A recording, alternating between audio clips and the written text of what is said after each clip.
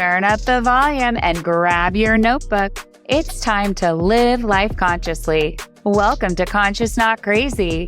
I'm Kori, your host, and a parent just like you. I'm here to share from my own experiences as a parent and educator to help you better understand the why behind your child's behavior and to provide you with tools to end all of the exhausting and unproductive power struggles. So feel proud you took the first step by tuning into this podcast. I hope this approach to parenting changes your life the way it changed mine.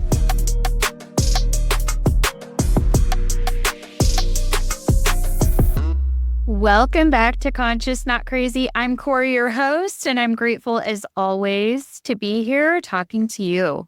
And it's been a minute since I've just done a solo podcast. I've had a lot of interviews lately, and I just thought it was about time for me to hop on here and talk about a topic that I'm passionate about. And that is, how do we become the best parent we can be? Because there's no perfect, and striving for perfection is just not a realistic goal. It's not attainable. We're human beings. We're flawed by nature. We're not meant to be perfect. So if we can't be perfect, whether we think someone looks perfect on social media or not, they're not. That is just perception. Of course, we're putting our best self up there for everyone to see. So don't let that discourage you, because everybody has challenges. Everybody has struggles. So how do we become the best parent we can be, since perfect is not an attainable or achievable goal? Well, I think it comes down to one thing. And I think it comes down to becoming the best version of ourselves. And I think this is important because I think we really have to dive deep and understand ourselves before we can really be our best self for our kids.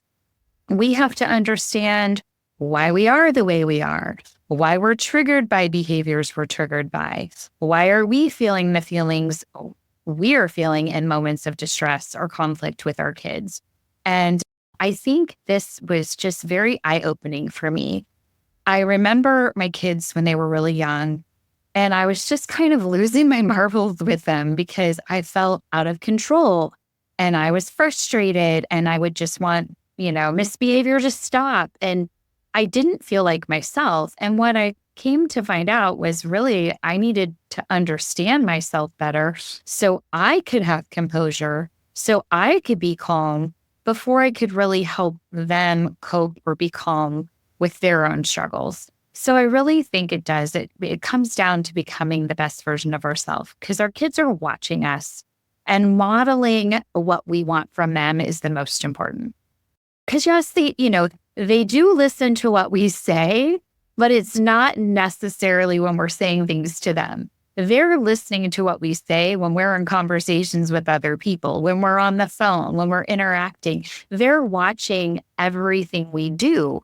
So everything we do, we're modeling what we value, what's important to us. How do we handle challenging situations? How do we handle failure? How do we cope? How do we handle our emotions? All of those things. So really, we have to dive in, dig deep, and maybe get a little uncomfortable ourselves to understand why we are the way we are so we can best support and help them. So self-awareness is the first step, I think, on this journey. The next thing is understanding your values. I think you really have to understand what your values are or what your family's values are. And that doesn't mean my family's values will be the same as yours, but I think there needs to be a clear understanding of what you value to have a strong foundation, because we want to build our foundation on concrete, not sand. So I think having a discussion on values is really important. And one of the things, I had a whole podcast on this, but I'll touch on it briefly. One of the things that I think is a great activity is to print some sheets off on the internet. You can just type in Google values, and you print just a list of words, of value words, and you give a worksheet to your kids, and you have them circle 10 to 15 values that they think are important to them or to your family. And then you do the same thing. And then what you do with those is then you come together, and as a family, you determine maybe the top 10 or 15 values you can all agree on. And when you do this with the kids, there's a lot more buy-in on their part because they have voice and choice and they have input on this and they're a part of the process. So when they maybe hit their sister or push their brother and you value kindness, now you can hold them accountable to the value they agreed to, because pushing or hitting is not kind, or calling mom or dad a name is not kind. So you can simply ask them, does that align with our values, the ones we talked about and decided on as a family? And clearly they're going to say no. So when they're a part of establishing those core values for your family, it's going to be easier to hold them accountable to the behavior. And then what happens is intrinsic motivation. And this is important because intrinsic is sustainable and long-term. Extrinsic is seeking basically validation outside of ourselves. And yes, parents can say, this is what we value, you're going to value it too. But now you're forcing your beliefs on them. And there's not that intrinsic buy-in. And if they are aligning, they're doing it because of fear of maybe some consequence, the fear of disappointing you. They're maybe aligning themselves with those values, but not because that's truly what they believe, but it's simply because they're trying to please. It's an external thing. And we really want them to be motivated intrinsically, not by extrinsic factors. Because what happens is when we become adult, we tend to not be authentic because we've grown up trying to please others. So we show up in relationships as who we think the person wants us to be or who we think they want us to be and not who we truly are. And it's just not going to be helpful long-term in their overall social, emotional well-being. So we really want to honor authenticity and we want to honor their opinions. That doesn't mean we don't question things that they suggest. It doesn't mean that they get to decide all their consequences or anything like that. But when they're a part of establishing the core values, you're going to have an easier time holding them accountable to them. And they're going to be intrinsically motivated. And then the other thing I think as parents that is really important in showing up as your best self or becoming your best self is being humble, having humility. I remember growing up and thinking, oh, my parents, you kind of think your parents know everything and have all the answers.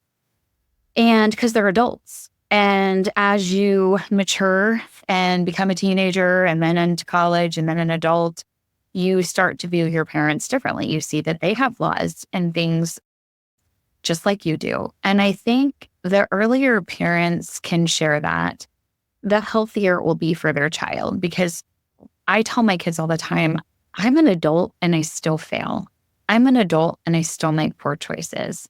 So I don't want to shame them on their poor choices or their mistakes. We're humans. We're meant to make mistakes. That is how we learn. We need to have a healthier relationship with failure because failure is how we make things happen. If we don't try things, then we don't ever do anything. And what I'm noticing in society today is we have a generation of kids that are quitting. And I say kids, I'm talking about kids in their 20s, maybe even early 30s. And they are quitting before they even fail, simply because their fear of failure is so high, is so strong. So they are not even doing something and failing and then quitting. They're quitting before they even do the thing that they might fail at because of the fear that they might fail. And what that tells me is we haven't, one, shown our own humility to model healthy coping with failure, and we haven't given our kids enough opportunities to fail. And I don't mean fail where we're going to let them cross the street in traffic kind of fail, not life-threatening circumstances, but yeah, they forget their homework, don't take it to them. They forget their lunch, don't take it to them. And I'm not paying you to go buy a lunch, figure it out, be resourceful. The pain of the failure is how they learn, and that's how they grow. And if you think of your own childhood and that you have memories of things that did not go well, and that's what taught you to not do that again. So our kids are lacking in that area right now. They're not having enough experiences with that. And I think it's just important for us to communicate that, yes, we're even adults and we fail. And when maybe we lose our cool and we're having a bad day and we've had a stressful day and maybe we don't react with composure with our kids when we're frustrated and we lose it and we yell or we do something that we're not proud of, say, hey, I didn't handle that well. I'm sorry about that. I'm going to do better next time. But I was real that what you were doing was not okay. Like if the behavior, whatever they were doing was not okay, it's not making that okay, but it's acknowledging your part in it. Because the only person we can control in this world is ourselves. And then the other thing that I think is key to becoming the best version of yourself is not taking other people's behavior personal. I think we live in this world where we're blaming everybody for everything. And ultimately, again, the only person we can control is ourselves. And when your child says something hurtful to you, it's not personal. They're mad. If you take their phone, if my son's not focused maybe on homework or not focused on something I'm talking to him about, and I notice that, or my daughter, either of my kids, and I might say, hey, I notice you're having a hard time giving me your attention. I need your attention. Your phone looks distracting. It's definitely, your phone is occupying your attention, so you're not able to give me your attention. You can put the phone down or I can hold it for you and help you. And so that is me not taking their behavior personal and saying like, well, they're just being disrespectful to me. I'm just noticing they're not able to manage the phone. I'm seeing the behavior for what it is. When I think of behavior, I always think of an iceberg. And there's the tip of the iceberg. It's the part above the water, right? That's the kid with the phone that's not giving me their attention. That's a behavior. And then, or you see a kid hit. That's the behavior. You see a kid say, you're stupid. That's the behavior. And oftentimes we attack that behavior. We judge that behavior. We want to punish that behavior. And that isn't teaching the child anything. What we want to focus on is, what's going on? What's the why behind that behavior? Well, the why behind the behavior when my kid's not paying attention is because they got their phone and their dopamine hits are stronger than what I'm telling them. So that just means we need to remove the phone. And now if they hit or they call me a name and I don't really know why, maybe they just got home from school and they had a bad day at school or they had something happen with a friend. We just need to dive deeper and gain more understanding. And what happens is when we can sit back and see the behavior, just see it without judgment, notice it, and then think, I wonder what's going on. I wonder what's motivating that behavior. We're able to approach it in a more helpful manner and understand it, and we're not taking it personal. Just like if somebody cuts me off in traffic, I could scream and yell and, flip them the bird, but that is on me. I can't control what the person does, but I control how I react to it. Do I want to model that for my kids? When stuff doesn't go my way, I lose it and I yell and I blame at the person in front of me? Or would it be more helpful to have positive intent, whether it's true or not? Maybe they're just a jerk that cut me off. But what if they're rushing to get to the hospital? What if they had a really bad day and they're preoccupied and just not paying attention? I'm not saying that's great, but positive intent. When I approach situations with positive intent, I'm not taking the other person's behavior personal, and I'm also not giving their behavior any power over me. When we become reactive to other people's behavior, we give them all the power. So that has been a really helpful visual for me, because when my kids are being jerks, and I'm able to maintain my composure much more easily because I think, don't give them my power. I have a choice. And again, I want to model that. I want to model composure. I want my kids to have healthy coping skills. I want them to know, yes, you have big feelings. Feelings, I love this quote. Feelings should be indicators, not dictators. Love that. Like your check engine light on your car, it's an indicator that you need to get your engine checked. So the big emotion or the feeling you're having is an indicator that maybe you need to take a minute, take a breath, and take a look inside and see what to do next. But yes, we have control how we respond to other things going on around us. I know my son said there was something at school. I think a kid threw something on him after football and he wasn't happy about it. And he's like, well, I'm going to do this. And I said, you can do that. You can do that. But is that going to help solve or change your problems? No. And then what could happen if you do that? What could the consequence be? Because you might get in trouble for that behavior. So I often do. I listen to my kids. I don't yell at them. I don't judge what they're saying. I hear them.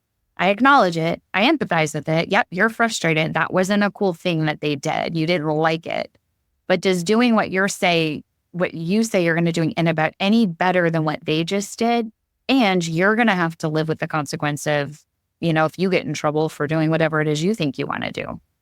So we all have to own our behavior. It doesn't matter what happened before. We still have to manage what we do after. And there are consequences. But we also need to let our kids, I don't tell him what to do.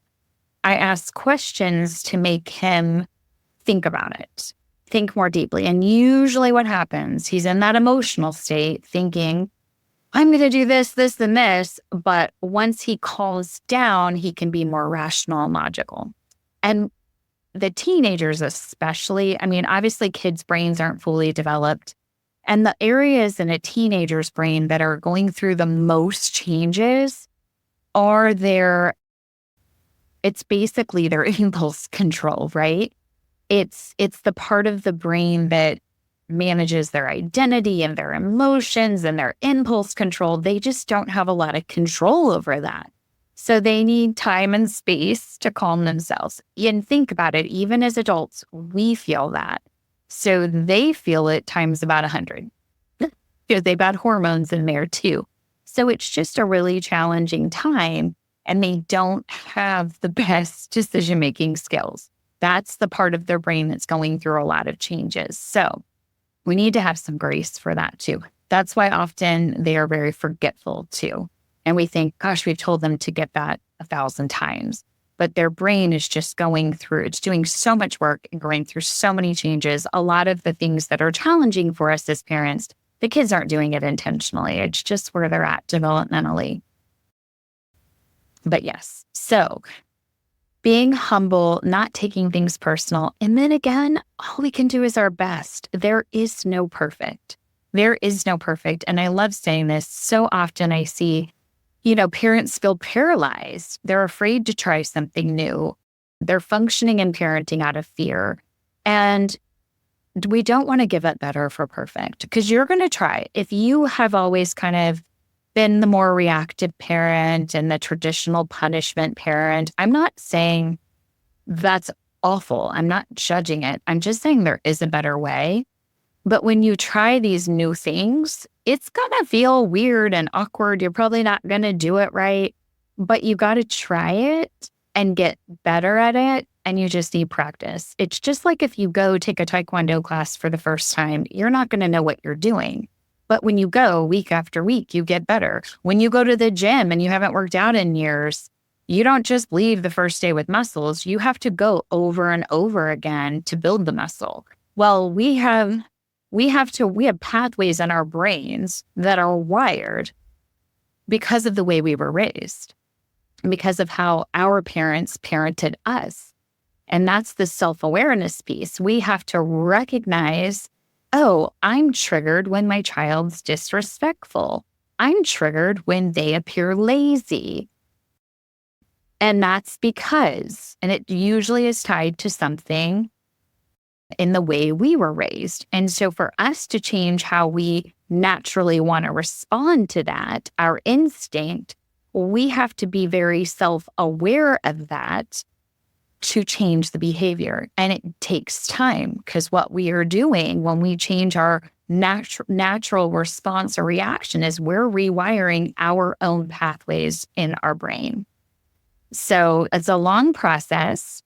But what is amazing, what I love about this whole process is if you work on yourself and you work on becoming the best version of yourself to be the best parent you can be, you will not only become a better parent, you will improve every relationship in your life. You will become a better communicator. You will learn to understand boundaries. And not taking people's behavior personal is life-changing. It really is. From someone that is a recovering people pleaser, it just is life-changing. And we don't want our kids to grow up seeking external validation. And we especially don't want them to not be authentically who they are. We want them to help understand who they authentically are. And the best way we can do that is by showing up authentically ourselves. Because so often in the world, and I started to talk about this earlier, people show up in relationships and they put their best foot forward and they behave in a way that they think the other person wants them to behave, or they show up as who they think the other person wants them to be. And the problem with this is it's not sustainable. It's not sustainable for the long term. And what happens eventually is the real them starts coming out, right? Because they can't just sustain who they are. They can't just sustain who they aren't really as a person for forever. So it doesn't serve anybody. It really would be better if we just showed up as who we authentically are from the beginning, because then we would know if that relationship's a good fit for us. And I'm talking about that relationship. It might be a relationship with a boss or a coworker or a spouse or just a partner or a friend, whatever. But we need to show up as we are. Otherwise, we're robbing ourselves of authentic relationships. And again, we want our kids to see that. We want them to be comfortable. In a world that's so unauthentic with social media, it's really important even now more than ever. Our poor kids, we had to compare ourselves to, airbrushed magazine photos. They're comparing themselves to airbrushed friend photos. It's a whole different thing. And if you haven't read, I know I've mentioned this several times, The Anxious Generation, it's an amazing book and I highly recommend it. And he talks about that in the book. And he talks about how we've gone from a play-based childhood to a phone-based childhood and the implications and impact of that. And it's huge. And we're still uncovering all of that. We don't even know everything all of the negative effects of that. Now, social media has positive things too, but really the algorithms are designed based on how our brain works. So if you want to know, this is a tip, if you want to know kind of where your kid is or what they're interested in or what they're focused on, one way to do that is to, take a look at their social media, what's in their feed, because that's going to feed them whatever they've been looking at. So it will give you a good idea of where they are and what they're looking at and maybe who they're identifying with. Because again, that part of their brain, their identity part of their brain, they're trying to figure out who they are. And that's totally normal for a teenager. But now we have this social media piece where it makes it a lot easier for them to latch on to a group of people. So if you want to see who they're following, what they're looking at, that's a great way to see that. So becoming the best parent you can be comes down to becoming the best version of yourself. That's being authentic. It's having self-awareness, understanding your triggers, knowing your values, having discussions about values with your family, having humility. And I have it on my wall behind me, stay humble. But yeah, having humility, owning your mistakes, and letting kids know that a mistake or a failure is not the end of the world. The most successful people in the world failed more than they succeeded. Just look up statistics on Michael Jordan. So failure is just an opportunity to begin again more intelligently. Failure is an opportunity to learn and grow. When life is hard, that's when we grow the most.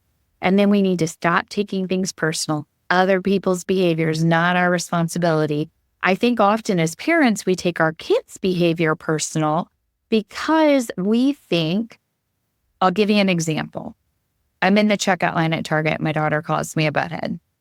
And so I don't like it. And I'm like mortified, and I'm like, oh, they're probably looking at me like you're a shitty parent. You don't have control over your child. We feel judged. I know the moments where I have struggled the most as a parent has been in moments when I feel like I'm being judged. So when I learned to let go of caring about that, I became a better parent because I can't control what other people think about me. And I don't care because what I do care about is my relationship with my child. And once I let go of that, I was able to parent the way I knew I needed to parent. And I knew my daughter, I think she was just mad that I wasn't getting her something or buying her something. I don't even remember. It was totally irrelevant. But I remember that feeling of I'm being judged as a parent. But once we let go of that, and I can learn to not react the way I think people think, again, I would be unauthentic if I was reacting in a way just to show people who's boss in that situation, and put her in her place or punish her or whatever. It doesn't matter. That's not what I want to do. What I want to do is model composure. And I want to be like, oh, was that hurtful or helpful? But you're feeling frustrated. And like, is that kind? We value kindness. Is that kind? No. But I can talk to her in that way. Now, oftentimes, if kids are upset or emotional, that's not the time to have the conversation with them. We want to wait till their emotions are not so heightened to have this kind of reflective conversations, especially when they're little, but really at all ages. Just like we need a moment sometimes to step away, and that's fine. Because I will say, when I started this journey of conscious, not crazy parenting, one of the first things I did was composure. And what that looked like sometimes is me hiding in the laundry room, doing laundry and just breathing and just stepping away because I knew I was triggered. I wasn't self-aware enough to know why. And I just knew if I said anything, it wasn't going to be the right thing. So sometimes saying nothing is better. So my first step was pausing and stepping away. Then I started getting more comfortable with the language and the words and the empathy and the asking questions and not taking it personal. So it's huge. And that is life-changing. And that will change every relationship in your life, not just your relationship with your kids. And again, they're watching what we do and they're listening to what we say, but they're not necessarily listening to what we tell them. They're watching our behaviors more. So keep that in mind. So culture matters. Don't give up better for perfect. Don't take things personal.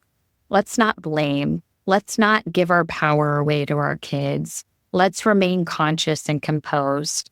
And let's utilize boundaries. And boundaries are amazing because it tells the person or the child what we're willing to do or not do. Just like with my son, when I gave the example of the phone. And with the small child, it's maybe they're having a tantrum and they're tugging on you. I remember trying to cook dinner and my kids would be having a tantrum and they're, seeking your attention, right? They're pulling on your clothes and they're like, mommy, mommy. And in those moments, mommy's not available. You need to calm your body. I'll know you're ready when. We don't want to give our kids a lot of attention and in moments, we don't want to withhold love. We want to be loving and kind, but it's okay to say, mommy's not available. It looks like you need a minute to calm your body. I'll know you're ready when your body's calm and you're sitting over there playing with your toys or sitting on the sofa calmly, or when your voice sounds calm like this and you model that and you're safe, you're loved, I love you, but you're not ready to talk to me yet. You're too upset. So just empathizing with their frustration and telling them what you're willing to do or not willing to do and telling them what it looks like, what ready looks like. I'll know you're ready when they're little kids. When they're older kids, kind of the same thing, but it's probably just more stepping away. Like, hey, you're not ready to talk about that right now, so I'm going to go over here. And when you're ready, you let me know. And ready sounds respectful and kind. Because if you're not going to be respectful and kind, I'm not going to give you my attention right now. And I love you. Because I remember one time my son was like, I hate you.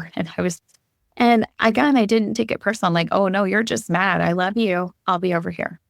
So, and that's hard. I think parents tend to get stuck on being triggered. And then it's really hard to say that genuinely, right? And I couldn't do that initially. It took a lot of time. So again, remember, don't give up better for perfect. Any new thing that you're trying is better than maybe being where you were.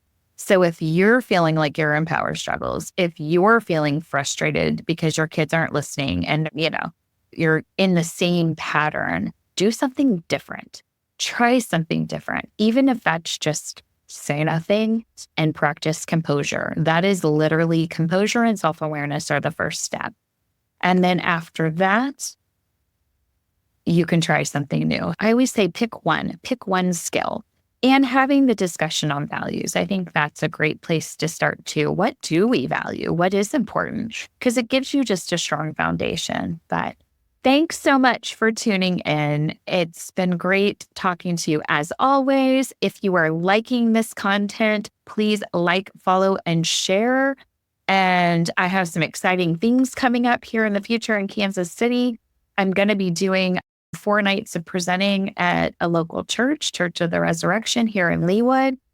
The event will be free to anyone. So once I have all the specifics and details for that, I will be sharing it. But this will be in February. So it'll be 4 Wednesday nights in February.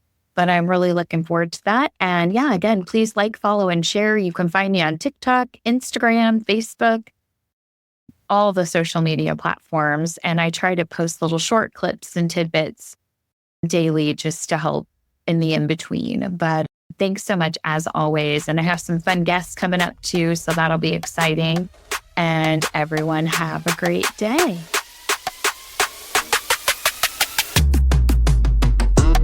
Thanks so much for tuning in to Conscious Not Crazy.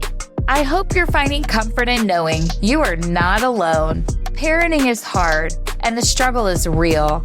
I am forever grateful for this amazing community of like-minded parents striving to simply do better than yesterday. Until next time, keep on living life consciously. I can't wait to connect with you again soon. Be sure to follow me on Facebook and visit my website, consciousnotcrazy.com. All the details can be found in the show notes. Now go get back to the never-ending, exhausting, and yet most fulfilling job you'll ever do.